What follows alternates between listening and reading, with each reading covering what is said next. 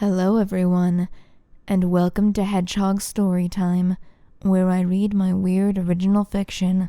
The following story is part of the Edie Valley Project, linked to the playlist in the description below. Yes, you have to read them all. No, that is not a request.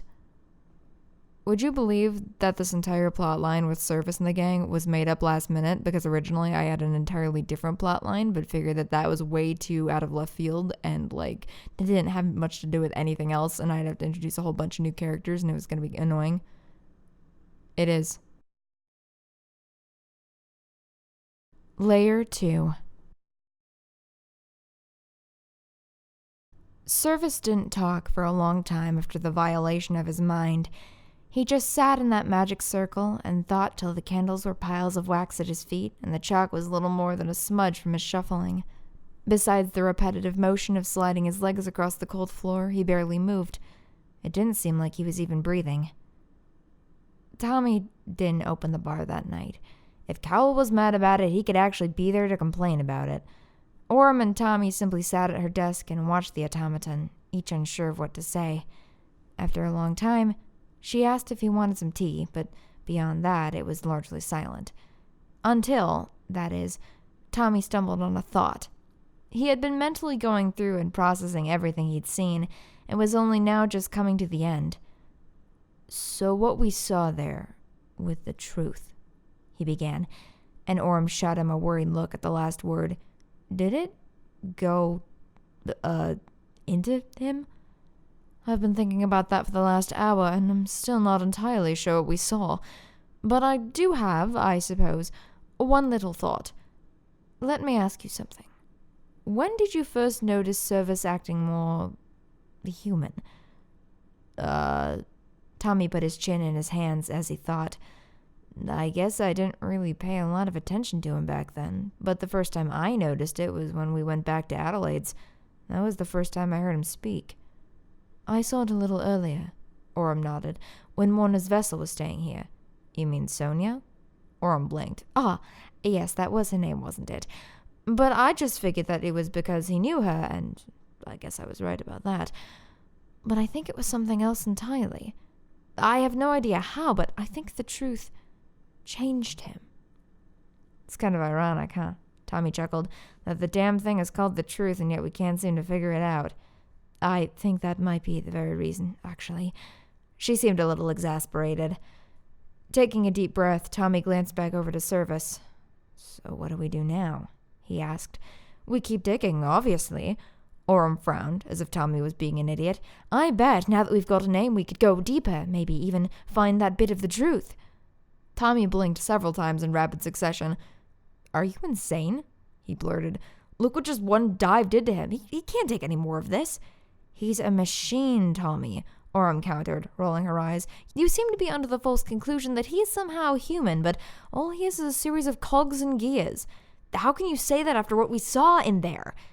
As he stood, the chair he'd been collapsed in screeched back across the floor. "And if your theory is true, even if he was, he's certainly not just a machine anymore. I've lived with him for hundreds of years. I think I may have a slight knowledge advantage here." Their angry words echoing around the space, expounded by the raging storm outside, produced the unfortunate side effect of not being able to hear the small automaton when he muttered, "Excuse? How can someone not even human measure humanity? Hey, you humans will see your own traits in anything. You'll name a Roomba, for God's sakes. Hey!" The two stopped talking and looked over at Service, who, unbeknownst to them, had stood and began to walk towards them. Only the thunder and rain that pounded the dome continued. Service stood in front of them, frowning as he crossed his arms over his chest. "Not machine." He pointed to Orem, who opened her mouth to protest until he turned to Tommy and pointed at him as well. "Not kid." Both of them were silent. Orem seemed a little shocked, whereas Tommy's cheeks flushed with embarrassment. He had told himself he was treating Service like his own person when, really, he had looked at him like a kid who didn't know what he was doing. "My head." Service pointed firmly to his own noggin. "My choice." "What would you like to do then?" Orem huffed. Service took a deep breath, getting his words together. "Want to know," he said. "Know what?" Tommy asked, his stomach dropping. "Who is Kellic?" Are you... Tommy began, before Service shot him a look. Sure. Orem went about resetting the circle, muttering to herself all the while, and Tommy took the opportunity to place a hand on Service's shoulder. Hey, buddy, he said. I just wanted to say I'm sorry. Okay, Service replied, giving one of his half-hearted smiles. Sorry for yelling. I think that was the only way you were going to get through to us, he chuckled. Just then, Orem stood back up and brushed off her hands.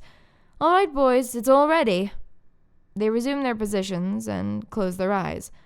All right, Orem said. We're going to see if we can get another layer down. Service has the body of this Kellic, and memory tends to linger in the flesh, so I think this should work. There was a minute of silence, and then Orem began to speak the words to put them back in that trance. But after a solid minute, nothing had happened. Why is it not working? Tommy asked. Orem shook her head. It should be. I felt him there, but it was very faint. I don't think I'm strong enough to find him by myself. So what you're saying is that you need Cindy, Tommy said. Maybe, Orem thought, and Service's face fell. However, there might be one other way. So let me get this straight. Niko's suit was dripping on the floor. You call me in the middle of the night, order 2 crates of azurite and specifically clear quartz, and make me run through a rainstorm to get it to you, just so some bucket of bolts can remember his update log? Don't you have people to help you? Tommy blinked.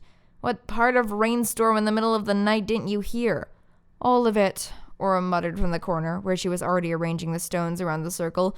She stood and nodded, viewing her handiwork. It should be ready now. Niko folded his arms. Now, wait a second, you haven't paid me yet. After we're done, Orem simply waved him off. Besides, you might as well help since you're here. The more people, the more powerful the crystals will be. Sighing, Niko just shook his head as the others got into position. What have I gotten myself into? But by now he was so used to weirdness that he joined them in the circle without protest. So what crazy shit am I about to see? He frowned at Tommy, who shrugged. I have no idea. Great, my brain's gonna melt out of my ears, isn't it? Probably. Quiet, Orem hissed, and listen to my voice. Tommy looked away and closed his eyes, and once again, she began to talk. Behind his eyelids, he saw the crystals glowing, but he dared not open them, because he felt the ritual, or whatever it was, begin to work. And once again, Tommy was surrounded by blackness, but it was somehow deeper than last time, filled with more things that Tommy couldn't see. All right, Service. Orem's voice cut through the nothing. Where would you like to begin? When Kellic was born, the world seemed to glow a little brighter. He just had that effect on people. His golden hair surrounded his rather angelic face like a halo, and when he smiled, the whole world smiled back. It seemed impossible that anything could hate him, which was unfortunate because it seemed as if something did. Kellic was born very frail and sickly. A modern-day doctor probably would have been able to diagnose him with severe asthma, but while the Atlanteans were adept at many sorts of sciences, health was not one of them. Beyond his troubles breathing, Kellic was often sick and spent much time confined to his bed.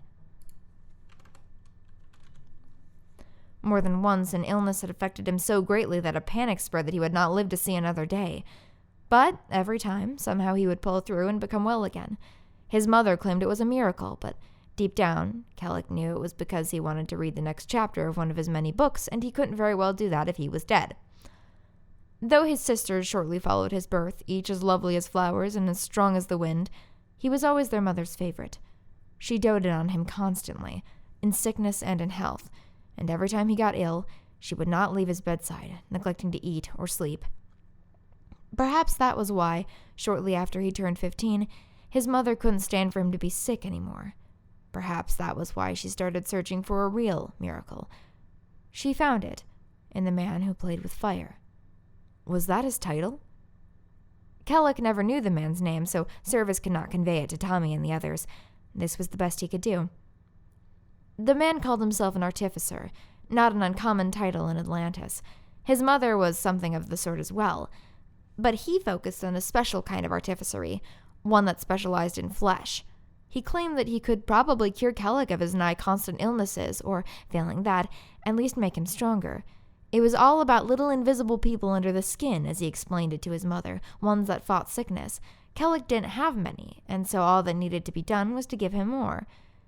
He did not elaborate on how he was to do this, but he had magic, a sign of great wisdom and knowledge, and so the Diurns trusted him with the life of their son. We all know how this ends, right? It's been repeated over and over again, so needless to say, the man was lying.